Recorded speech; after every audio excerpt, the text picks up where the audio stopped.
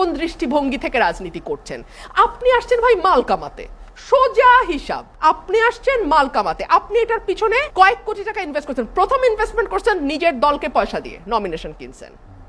তারপরে ইনভেস্ট করছেন নিজের দলের কর্মী সমর্থককে কিনতে। আপনার মিনিমাম 15-20 কোটি টাকা এখানে চলে গেছে। এখন আপনার নেক্সট 5 বছরের টার্গেট হচ্ছে এখান থেকে কয়েকশো কোটি টাকা রিটার্ন নেওয়া, কারণ আপনি তো আসছেন মাল কামাতে।